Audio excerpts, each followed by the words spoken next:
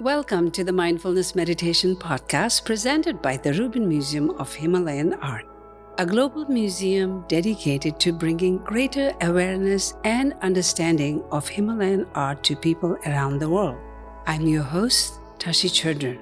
Every Thursday, we offer a meditation session at New York Insight Meditation Center that draws inspiration from an artwork from the Rubin's collection and is led by a prominent meditation teacher. This podcast is a recording of our weekly in-person practice. The description of each episode includes information about the theme for that week's session and an image of the related artwork. Our Mindfulness Meditation Podcast is presented in partnership with Sharon Salzberg and teachers from the New York Insight Meditation Center, the Interdependence Project, and Parabola Magazine, and supported by the Frederick P. Lenz Foundation for American Buddhism.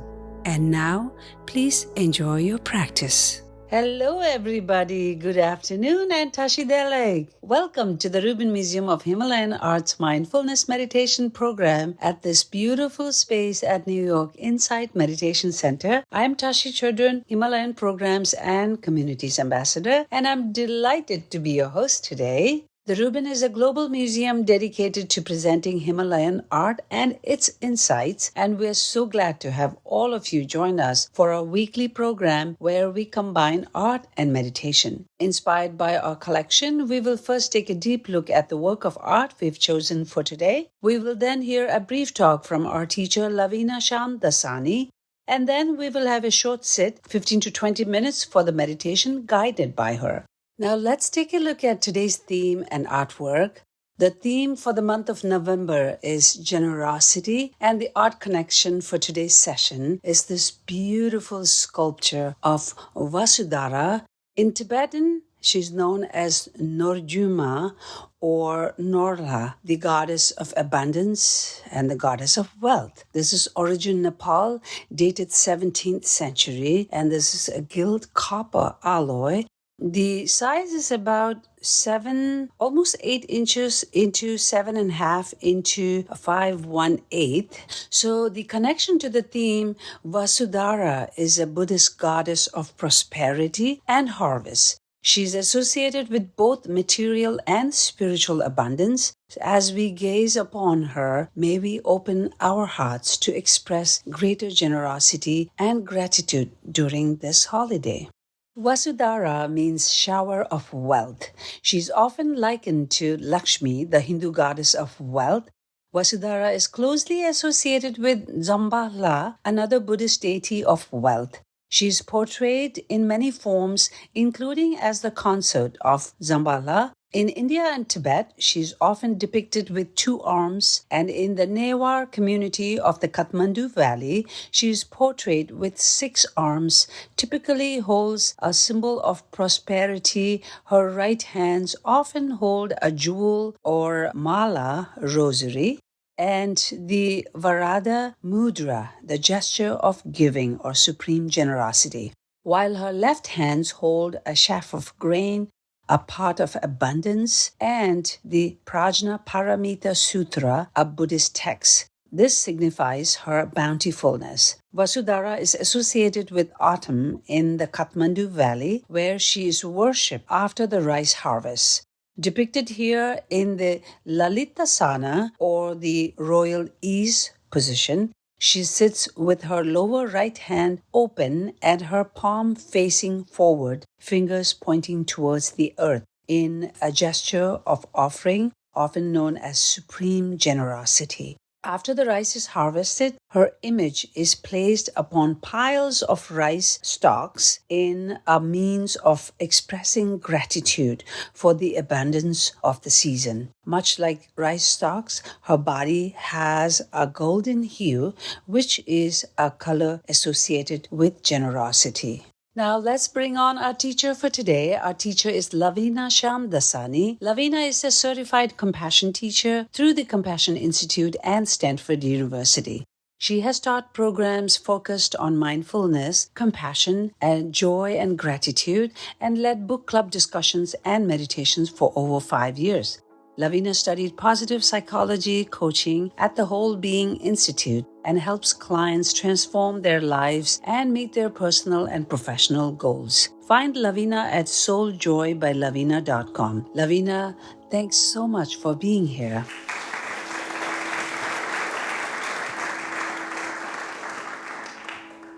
Thank you, Tashi, and thank you to the Rubin Museum for welcoming me back today.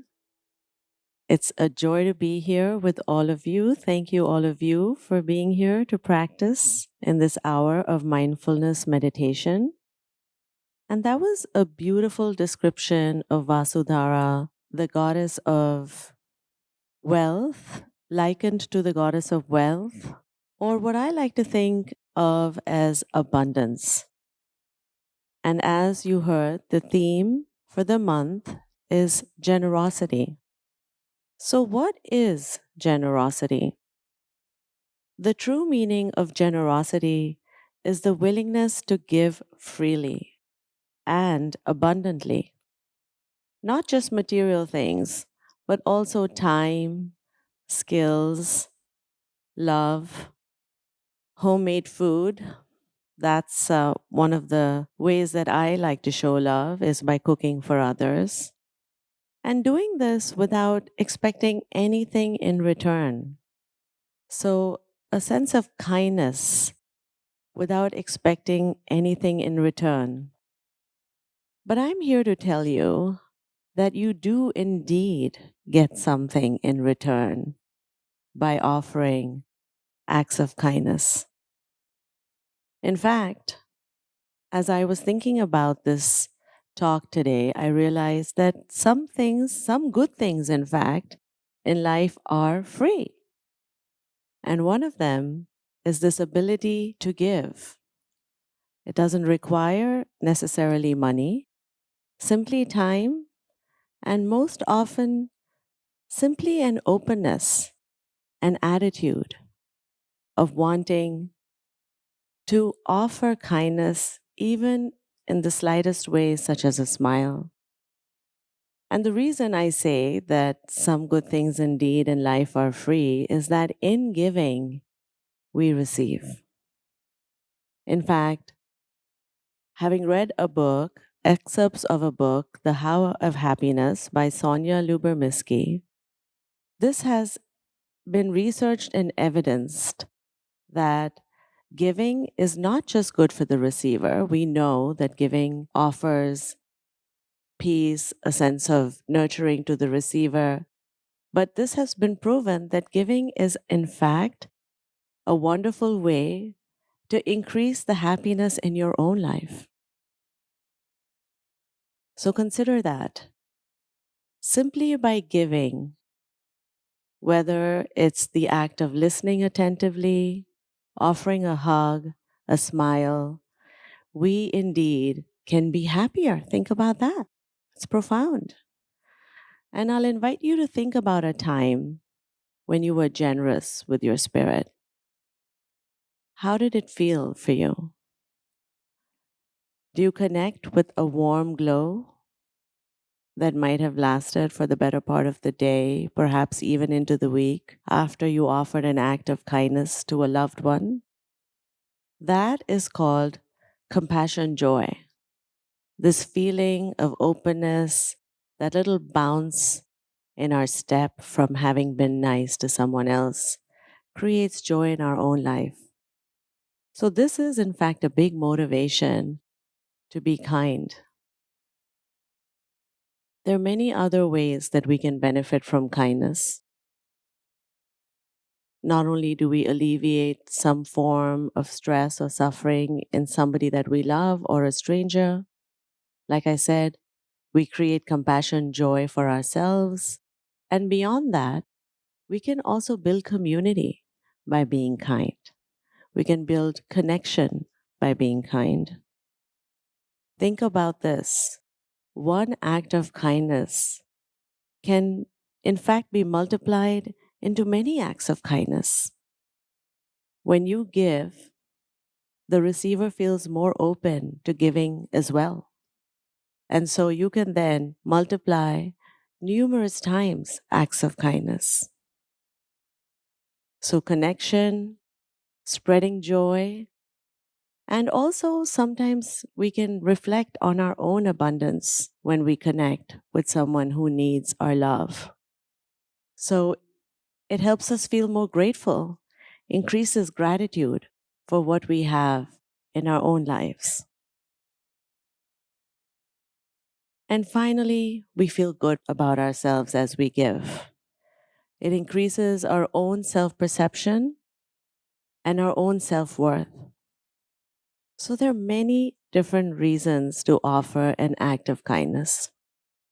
And I just want to say that having mentioned this book, it's important to change it up, to do something different, and not necessarily burden yourself with having to do it when you yourself are strapped for time or energy.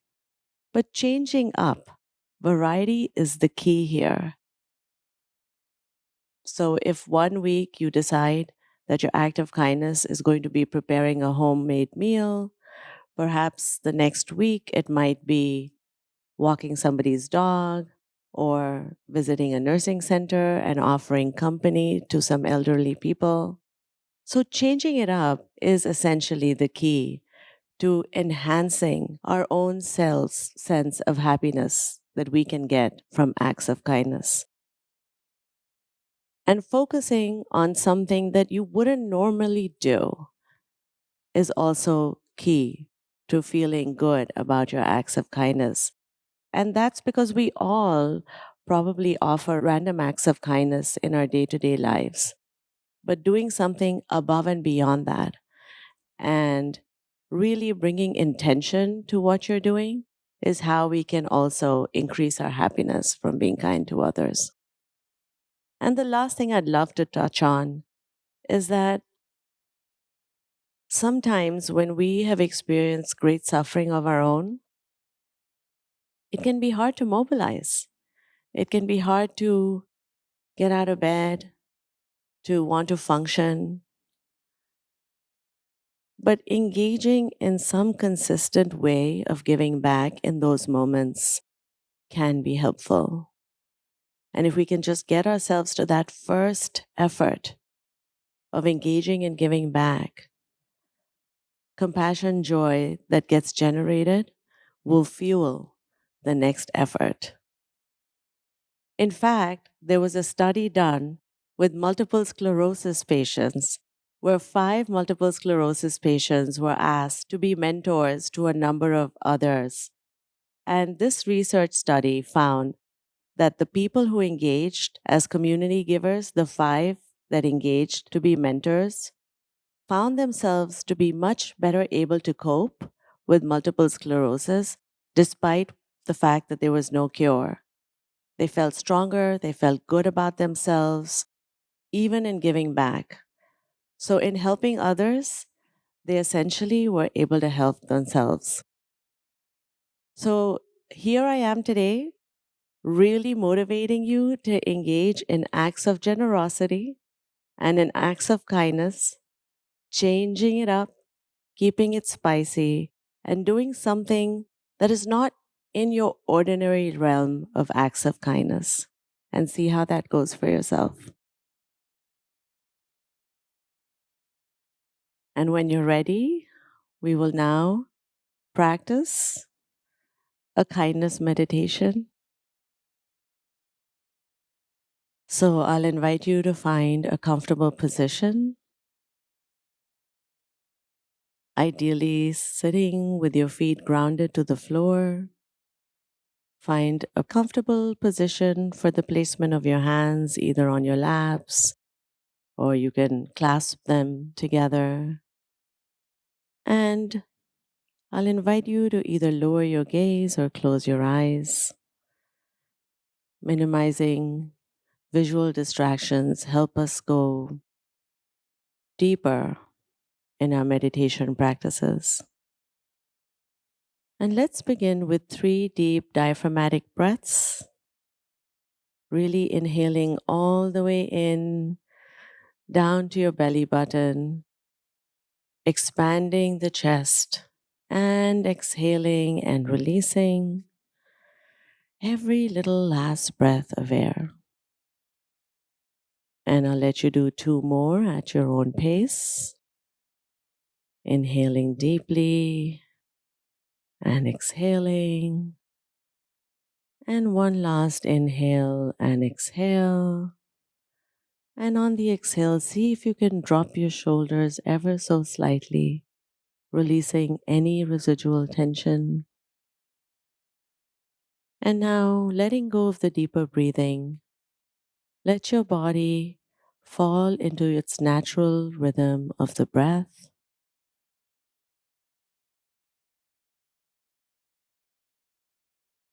bringing your awareness to your forehead and releasing any residual tension in your forehead, bringing your awareness to your neck and your shoulders and releasing any tightness there and relaxing your abdomen, your legs, relaxing your fingers and your toes. And now bring your attention to your body breathing. Notice the flow of air on the inhale and the escape of air through your nostrils on the exhale. Or bring your attention to the gentle rising and lowering of your chest, wherever you feel the sensations of the breath the most.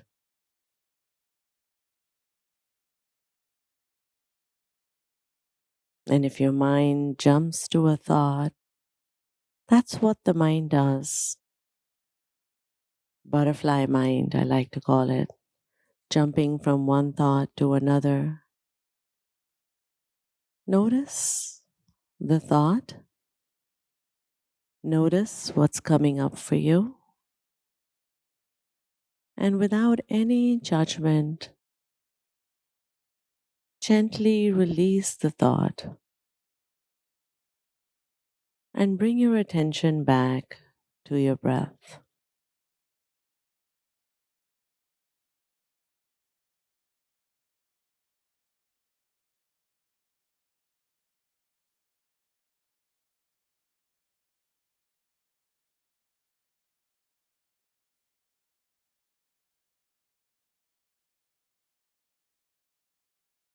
And if your mind wanders again, gently release and come back to the sensations of your breath.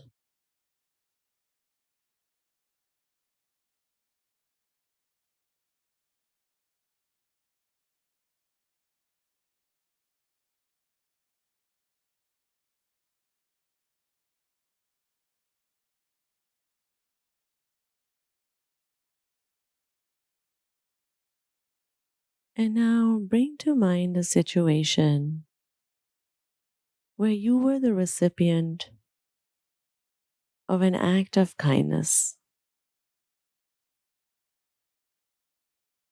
an act of generosity of the spirit. Bring to mind the details of that situation,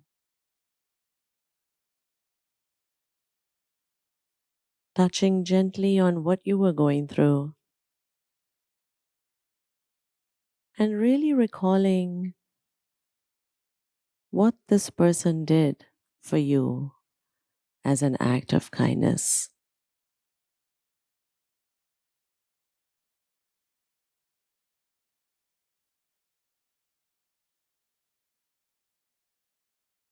And now letting go of the story, really connect with how you felt in that moment.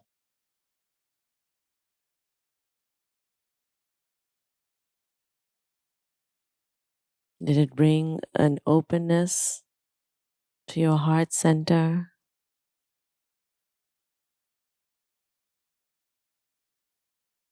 a gentle smile of surprise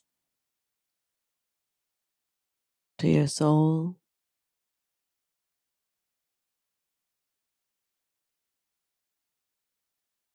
tapping into that feeling of nurturing and care that you received?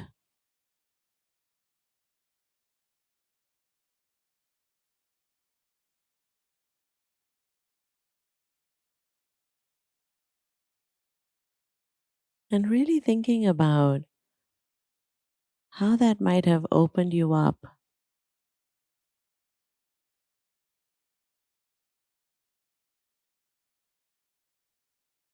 perhaps led to other connections. Maybe you paid it forward. And really connecting for just a minute or two to how it felt inside.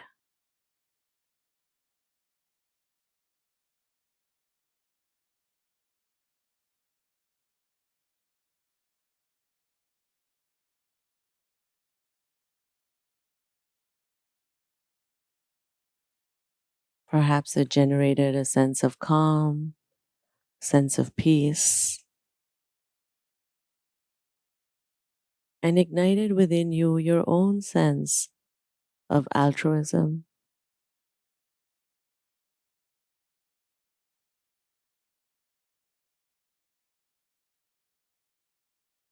And now letting go of that visualization, bring to mind a small act of kindness that you perhaps offered a loved one or a stranger.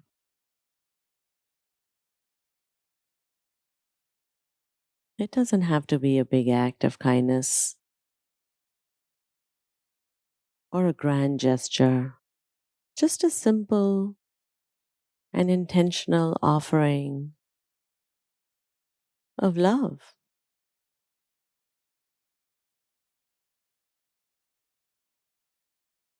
Remembering the conditions of that situation, what motivated you to help,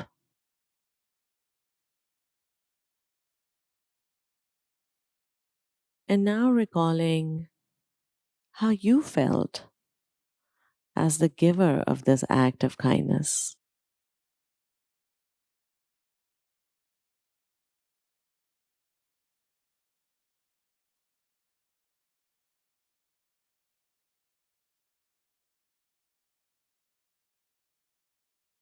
Noticing what comes up for you,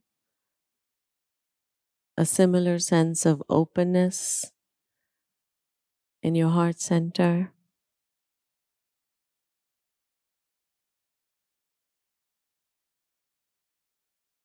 a sense of connection, a sense of common humanity,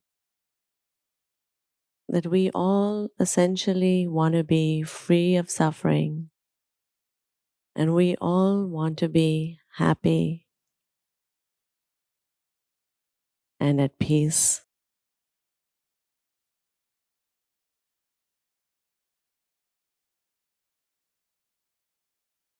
And how did it feel inside you? Can you connect to this compassion joy, kindness joy, a feeling of abundance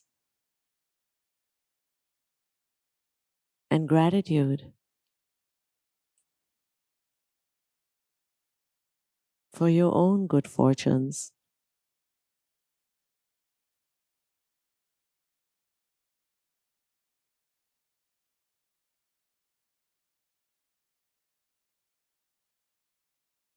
And letting go of that visualization and simply resting in this openness this willingness to help just for the sake of wanting to help and not necessarily expecting anything in return.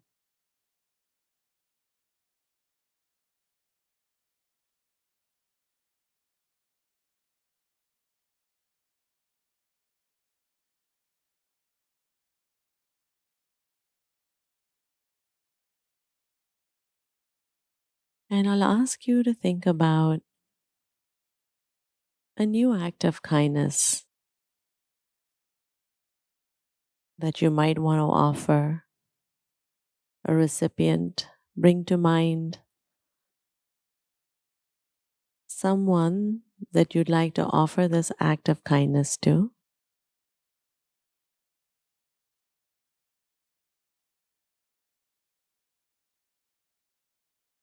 A small act of kindness, again, that's burden free,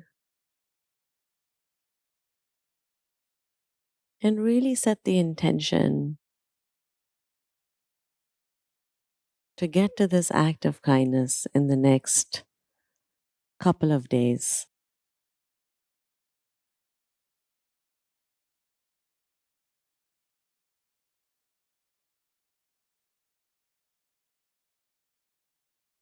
And noticing how it feels for you to simply have set this intention. Does it feel different?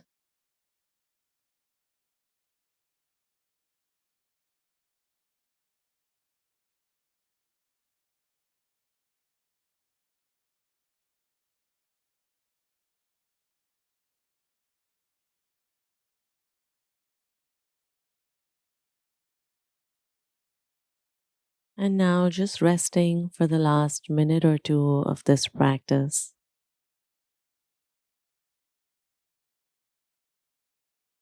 In the gift of the body breathing itself.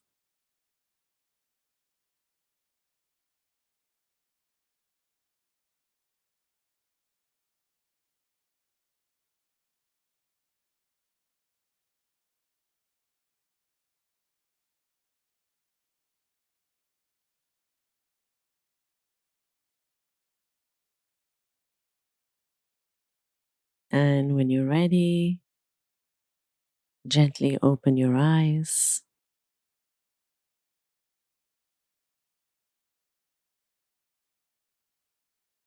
Thank you for being here and enjoy your random act of kindness.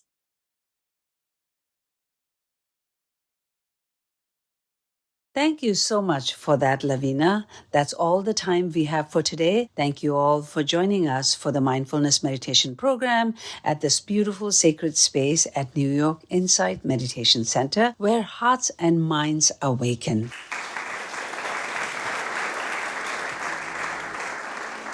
That concludes this week's practice. To support the Rubin and this meditation series, we invite you to become a friend of the Rubin at rubinmuseum.org/friends. If you are looking for more inspiring content, please check out our other podcast, Awaken, which uses art to explore the dynamic paths to enlightenment and what it means to wake up. Available wherever you listen to podcasts. And to learn more about the Rubin Museum's work around the world, visit rubinmuseum.org. Thank you for listening. Have a mindful day.